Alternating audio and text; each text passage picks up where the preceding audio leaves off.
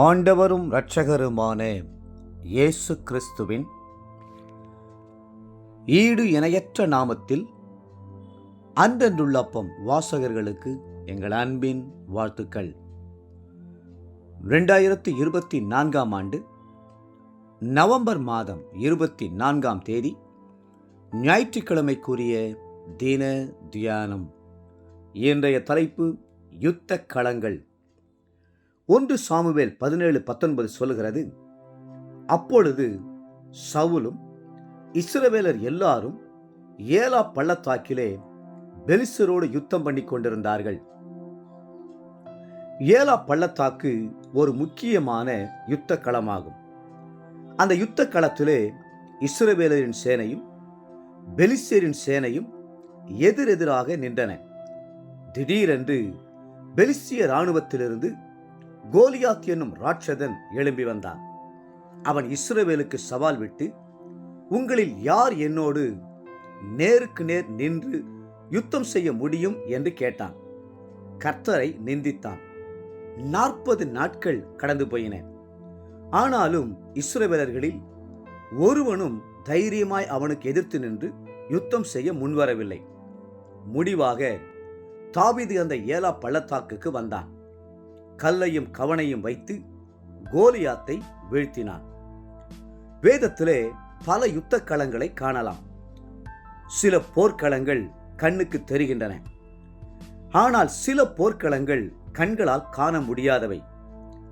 Eden தோட்டம் ஒரு போர்க்களம் என்பதை ஆதாம் அறியவில்லை.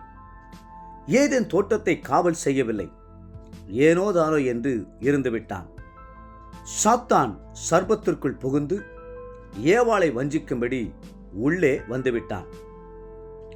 இதனால் உலகத்திற்குள் பாவம் வந்தது, சாபம் வந்தது, வியாதி வந்தது, மரணம் வந்தது. மனிதன் தேவ சமூகத்தையும் பிரசன்னத்தையும் இழந்து நிர்கதியாய் நிற்க வேண்டியதாயிற்று. நம்முடைய சரீரத்தில் உள்ள இரத்த ஓட்ட மண்டலம் காண முடியாத ஒரு யுத்த களம். எப்படியோ உள்ளே புகுந்துவிடும் நோய்க்கிருமிகள் இரத்தத்தில் உள்ள வெள்ளை அணுக்களோடு யுத்தம் செய்கின்றன. நோய்க்கிருமிகள் வென்றுவிட்டால் வியாதிகள் நம்மை தாக்குகின்றன.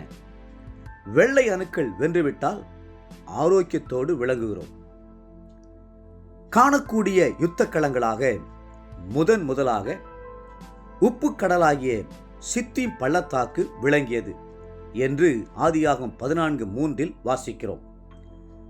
சினேயாரின் ராஜாவாகிய அப்ராப்பேலும் சோதோமின் ராஜாவாகிய பேராவோடும் கொமோராவின் ராஜாவாகிய பிர்சாவோடும் அத்மாவின் ராஜாவாகிய சினேயாவோடும் செபோயோமின் ராஜாவாகிய செமேபரோடும் சோவார் என்னும் பேலாவின் ராஜாவோடும் யுத்தம் பண்ணினார்கள்.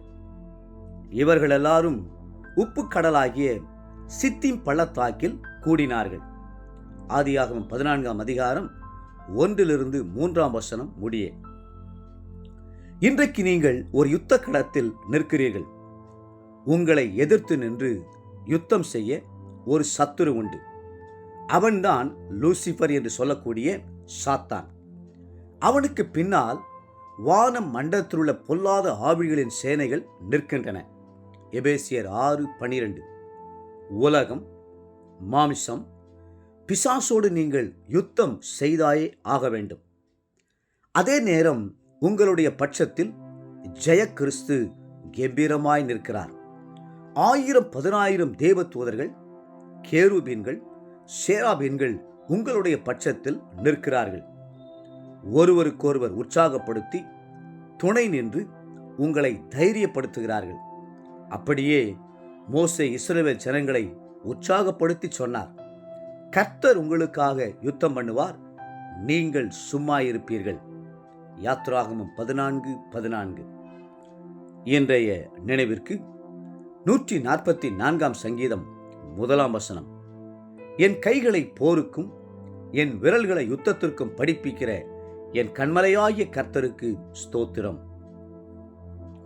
இன்றைய வேத வாசிப்பு காலை எசேக்கியேல் 22 மற்றும் 23 அதிகாரங்கள். மாலை 1 பேதுரு 1 அதிகாரம். அன்புக்குரிய அன்றினுள்ளப்பும் வாசகர்களே, மீண்டும் உங்களை வாழ்த்துகிறோம். யுத்த களத்தில் உங்களோடு ஜெயக்கிறிஸ்து நிற்கிறார். அவர் உங்களுக்காக யுத்தம் பண்ணுவார். கர்த்ததாமே உங்களை ஆசீர்வதித்து மென்மேலும் உயர்த்துவாராக. ஆமேன்.